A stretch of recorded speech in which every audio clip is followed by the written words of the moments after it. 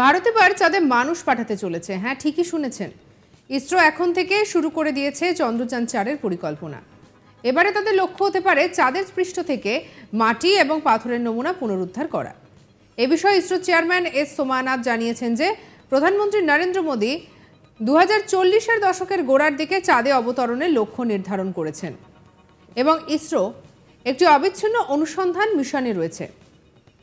ভারতের হাতে পরপর চন্দ্রযান নিয়ে প্রকল্পের পরিকল্পনা করা আছে এবং সবথেকে উল্লেখযোগ্য যেটা বিষয় সেটা হলো 2024 সালের মধ্যে চাঁদের লুনার সারফেসে ভারতীয় মহাকাশচারীকে পাঠানোর লক্ষ্য থাকবে। 17 অক্টোবর মোদী গগনযান নিয়ে পর্যালোচনা করার সময় এই লক্ষ্যের সিদ্ধান্ত নেন। এছাড়াও প্রধানমন্ত্রী 2035-এর মধ্যে ভারতীয় অন্তরিক্ষ স্টেশন স্থাপন করার পরিকল্পনা নিয়েছে এবং নির্দেশ দিয়েছেন। ইসরো চেয়ারম্যান বলছেন যে মহাকাশ গবেষণার পাশাপাশি সংস্থাটি বিভিন্ন প্রযুক্তি উন্নয়ন প্রকল্পে দেশের বিভিন্ন অংশে শিক্ষার্থীদের যুক্ত ও জড়িত করছে।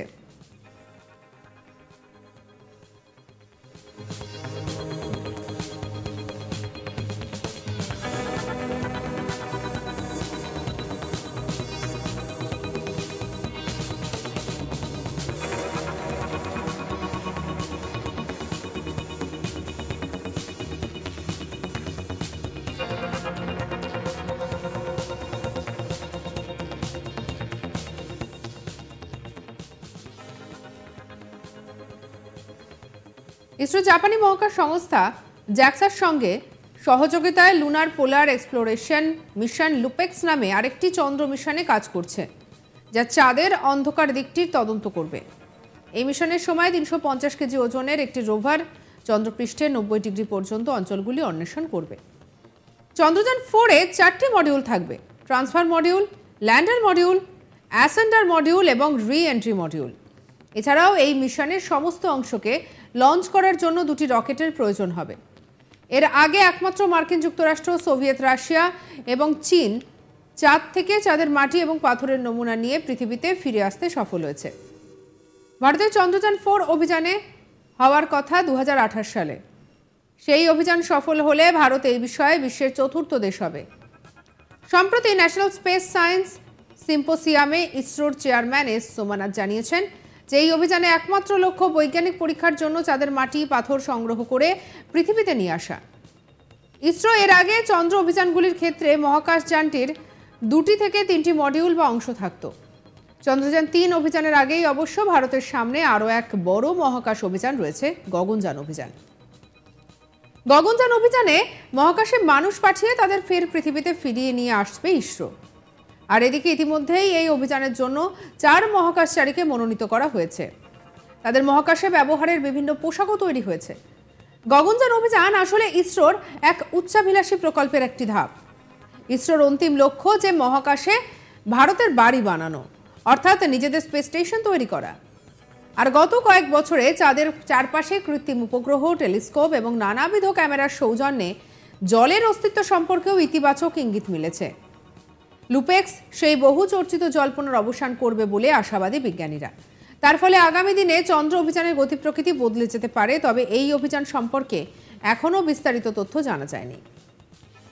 লুপেক্স বা চন্দ্রযান 4 অভিযান এবং জাপানের মধ্যে পারস্পরিক সম্পর্কের উন্নতিও ঘটাবে বলে মনে করা হচ্ছে। 2026 সালের মধ্যে এই অভিযান চালু করা হতে পারে।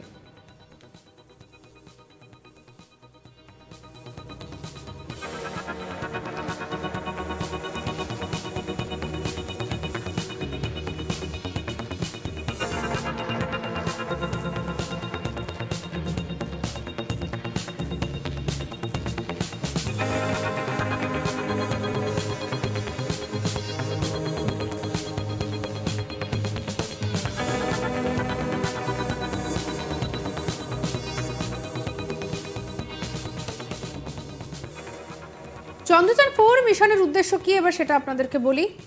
চন্দ্রপৃষ্ঠে নিরাপদ এবং সফট ল্যান্ডিং করা, চন্দ্র নমুনা সংগ্রহ করা, নমুনা নিয়ে পৃথিবীতে ফিরে আসা, চন্দ্র কক্ষপথে ডকিং এবং আনডকিং করা, এই মডিউল থেকে এক মডিউল থেকে অন্য মডিউলে নমুনা স্থানান্তর করা। চন্দ্রযান 4 মিশনে মোট 5টি মহাকাশযান মডিউল থাকবে।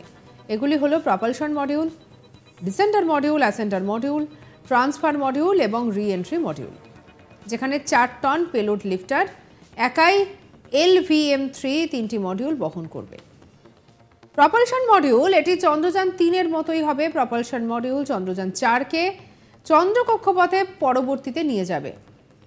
রকেট থেকে বিচ্ছিন্ন হওয়ার পর প্রপালশন মডিউল পৃথিবীর কক্ষপথ থেকে চাঁদের কক্ষপথে প্রবেশ পর্যন্ত সবকিছুর জন্য দায়ী থাকবে।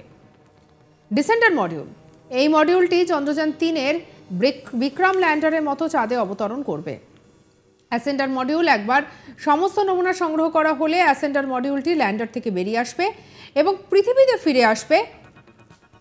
আর যেটা জানা যাচ্ছে যে নমুনা সংগ্রহের পর চাঁদের পৃষ্ঠ থেকে উড়ে গিয়ে স্থানান্তর মডিউল সহ পৃথিবীর কক্ষপথে নিয়ে যাওয়া এই মডিউলের কাজ।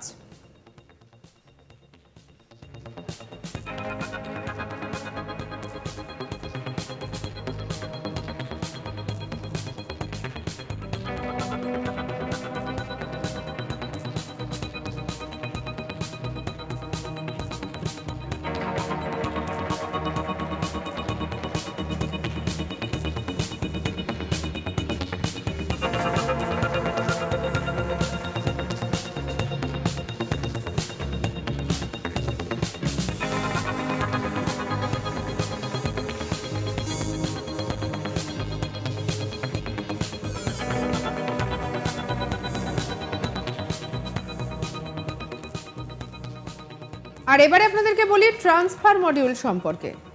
এটি অ্যাসেন্ডার মডিউলটি ক্যাপচার করার জন্য এবং চাঁদের কক্ষপথ থেকে বের করার জন্য দায়ী।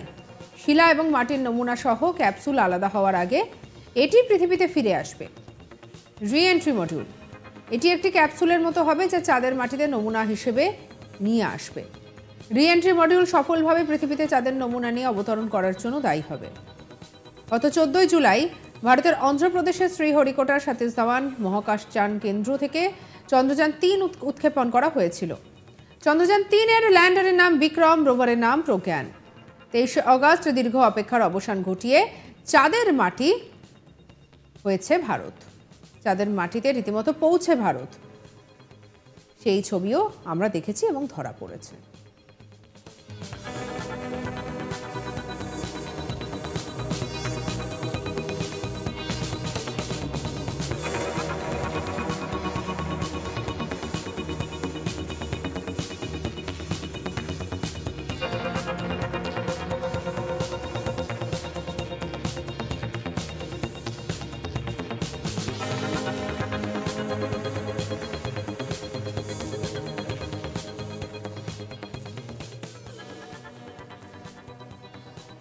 সঙ্গে রাখুন আজ তাক বাংলাকে, সাবস্ক্রাইব করে নিন।